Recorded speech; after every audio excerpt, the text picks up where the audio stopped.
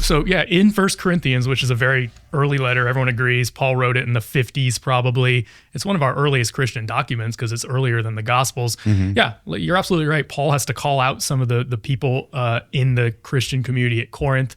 One of them is sleeping with his stepmother.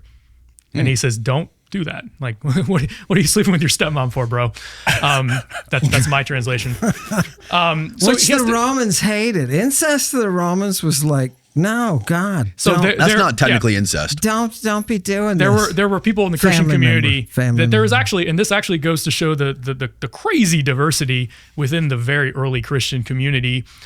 Some Christians were at opposite ends of the spectrum as far as their attitudes towards sex.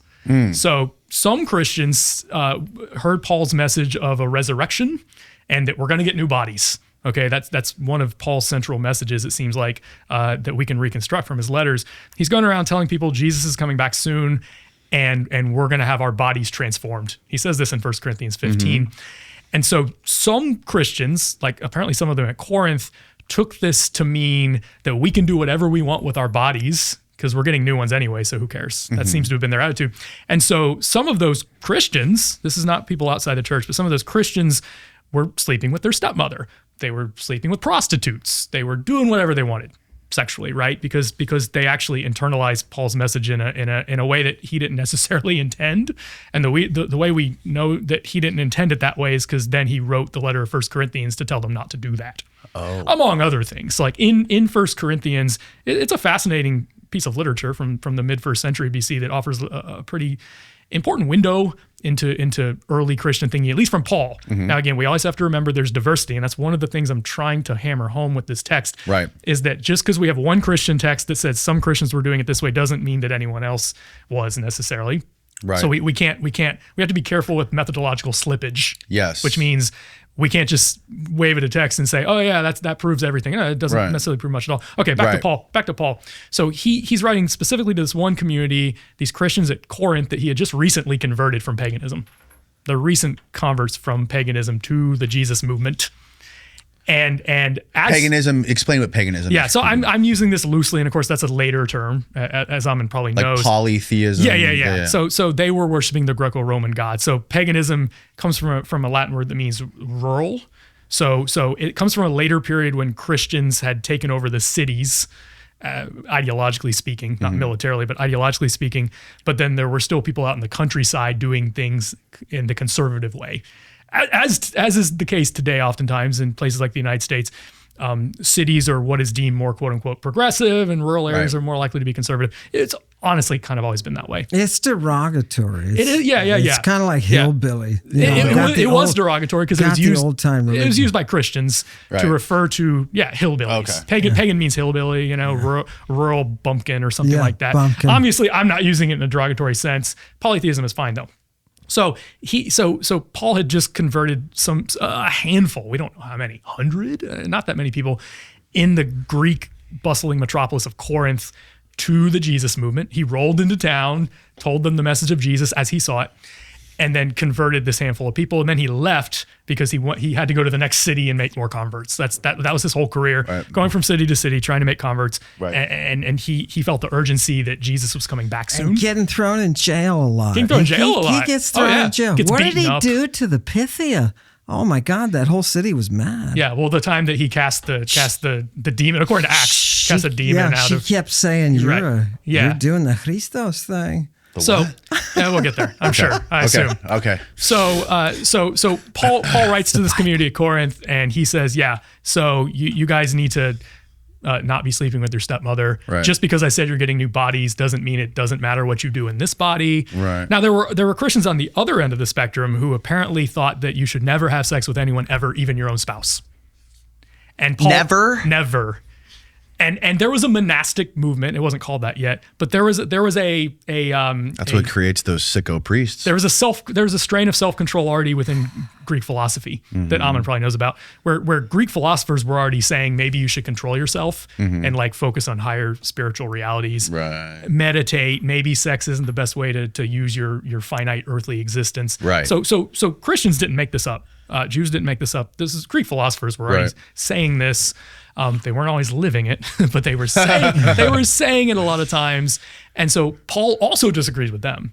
So he also thinks sex has a time and place. You should never have sex. And that's basically, that's the middle ground that Paul is trying to drive in the letter of 1 Corinthians. And that's where this stuff comes up, essentially. So again, why do you think he didn't suffer the ill effects of being bitten by a poisonous viper when he got shipwrecked and all the locals were like, oh God, that dude's going to die. Watch him. That's an interpretive question. So we have the story in Acts 27 or into Acts 28, where he has a shipwreck. He's being taken to Rome to stand trial before the emperor. And so they put him on a ship, load him from the Eastern Mediterranean, sail him all the way to Rome. They have a shipwreck on Malta, which is an island in the Mediterranean to the south of Italy. You know, he's not supposed to be there, but the locals kind of take him and the other shipwreck victims in. And then they're sitting around a fire. It's winter, apparently. And this snake comes out of the fire and latches onto his hand. And all the locals look at him like he's going to die because he just got bit by this viper. And apparently talking about Paul, right? Paul, yeah. It's a poisonous one. And he just looks and shakes it off into the fire like nothing happened and keeps going on with his preaching. And all the natives just look at him, stare at him, wait for him to die. He doesn't die. It's like nothing happened. And then they start worshiping him as a god. And then he has to be like, no, guys, I'm not God. I'm just God's representative. And so the text, and again, this is an interpretive question, right? As we were just saying, we have the text. That's what the text says. The text doesn't give us an explicit explanation for why Paul doesn't die, except that I think that, the author of the text, which is probably Luke, wants us to believe that God is protecting him, right? That doesn't mean that you can't come along like Ammon, I think, and say he's got some kind of concoction of anti-venom in his body or something. If we have other contemporary texts like Philuminus, who are talking about, hey, this is the theriac that is used. You can counter the viper with this and that, but you have to Christ it. Right. It has to be Christed. Those texts are additional evidence that there's something going on there with Paul's viper bite. I don't have to believe in miracles because I have the reason of the word.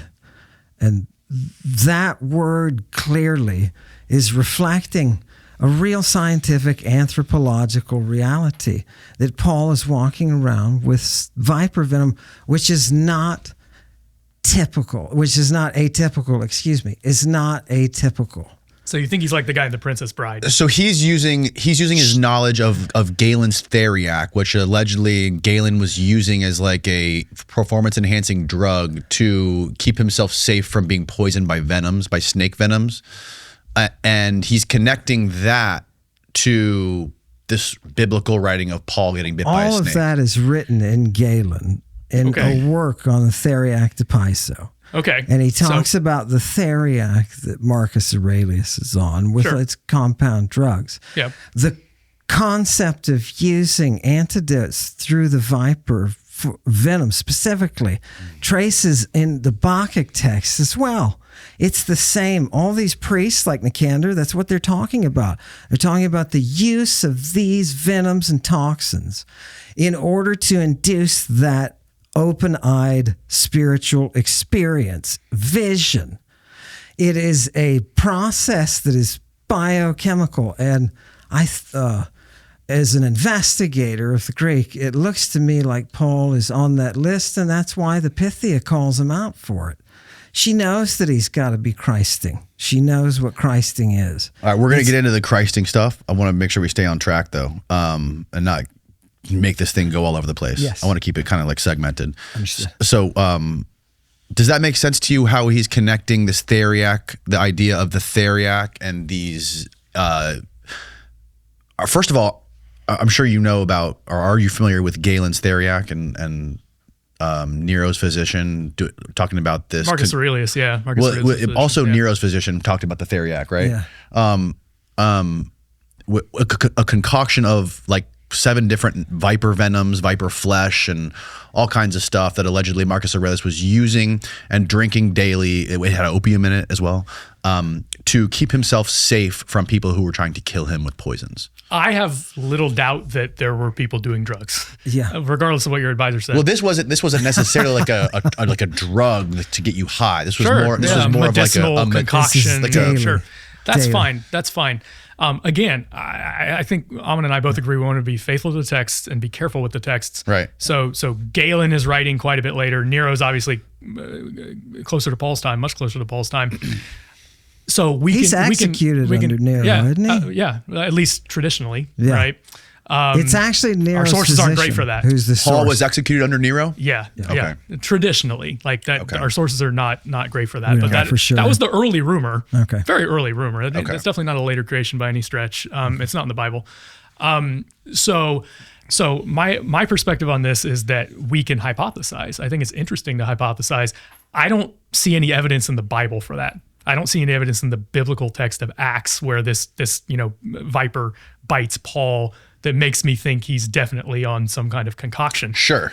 I get that. Yeah, I get that. Like it's not in there. Right. But it doesn't say he's not. But do you think it's reasonable how he's making the connection from Galen's Theriac to Paul not dying from being bit by a viper? I think he could write an article on it. Is that too much of a stretch? We could talk about it. I think he could write an article on it. I'm done with it. It'd be fun. It'd be fun because the community can decide if it's too much of a stretch. Now the community is wrong sometimes. Yes. Right. I think we can all agree on that. Yes. Sometimes the community is too conservative. I don't mean that politically. I mean like they just cling to older ideas. Right. Sure. I don't know. I'm not a drug expert, honestly. Mm-hmm. I haven't read Galen, so I can't really comment. I've read parts of Galen. I haven't read as much Galen as you. That's why I respect you, because he admits that. He hasn't read Galen. He doesn't know.